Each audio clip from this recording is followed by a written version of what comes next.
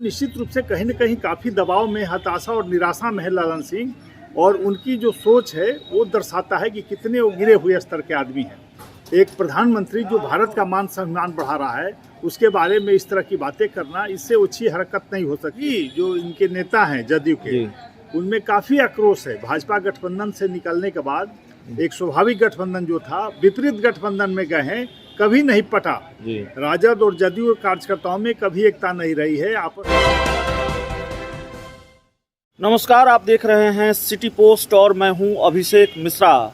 JDU के राष्ट्रीय अध्यक्ष ललन सिंह ने एक बयान दिया और उसके बाद बिहार की राजनीति गर्मा गई है। ललन सिंह ने प्रधानमंत्री नरेंद्र मोदी के बारे में ये कहा कि वो डुप्लीकेट पिछड़ा हैं। उन्होंने कहा प्रधानमंत्री नरेंद्र मोदी बहरूपिया हैं। और इसके बाद अब भारतीय जनता पार्टी आक्रामक हो गई है जेडीयू पर।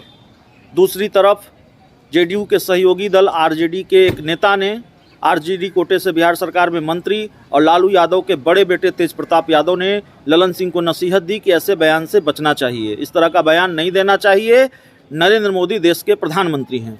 हम बात करेंगे भारतीय जनता पार्टी के प्रवक्ता विनोद शर्मा हमारे साथ हैं।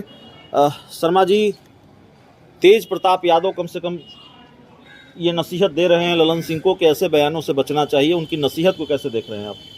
देखिए, तेज प्रताप जी ने निश्चित रूप से बहुत ही अच्छी बातें की है और बहुत बड़ा सुझाव दिया है जी। और जो हैं ललन सिंह और जो भी उनके दल के और उनके गठबंधन के नेता हैं, सबकी आंखें खुल जानी चाहिए कि आदरणीय प्रधानमंत्री जी ने पूरे देश का मान सम्मान बढ़ाया पूरे विश्व में और एक रिकॉर्ड स्थापित किया है। आपने देखा कि रसिया और यूक्रेन युद्ध के बीच में युद्ध रुकवा करके भारतीय बच्चों को निकलवाने का काम किया, सभी जाति सभी धर्म संप्रदाय के, जो एक इतिहास बना है। और देश आज आर्थिक मंदी के बावजूद भी मजबूती से सबसे आगे खड़ा है। विश्व में सब जगह आर्थिक मंदी का असर दिख रहा है, लेकिन नरेंद्र मोदी की जो दूरदर्शी सोच है, जिसके कारण भारत मजबूती से आज भी खड़ा है। उसके बाद भी ललन सिंह राष्ट्रीय अध्यक्ष कहने के लिए हैं, लेकिन लगता है कि रोड छाप बात कर रहे हो। एक रोड छाप का कार्यकर्ता जो कि पॉलिटिकल होगा, इस तरह की बात नहीं करेगा। तो निश्चित रूप से कहीं न कहीं काफ़ी दबाव में, हताशा और निराशा में है ललन सिंह, और उनकी जो सोच है वो दर्शाता है कि कितने वो गिरे हुए स्तर के आदमी हैं। एक प्रधानमंत्री जो भारत का मान सम्मान बढ़ा रहा है, उसके बारे में इस तरह की बातें करना, इससे अच्छी हरकत नहीं हो सकती है और देश की जनता कभी ऐसे लोग को माफ़ नहीं करेगी। एक सवाल यह भी है विनोद शर्मा जी, आज बक्सर से खबर सामने आई है, जेडीयू संसदीय बोर्ड के अध्यक्ष उपेंद्र कुशवाहा का विरोध बक्सर में हुआ है। देखिए, अभी तो सभी जो इनके नेता हैं जदयू के, उनमें काफ़ी आक्रोश है। भाजपा गठबंधन से निकलने के बाद एक स्वाभाविक गठबंधन जो था, विपरीत गठबंधन में गए हैं, कभी नहीं पटा।